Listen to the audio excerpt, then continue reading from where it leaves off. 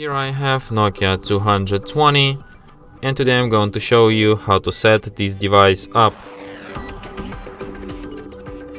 So firstly you will have to select preferred language. Firstly you have to unlock device, then you have to select preferred language. I'll just stay with English. You can also set up date and time. Okay,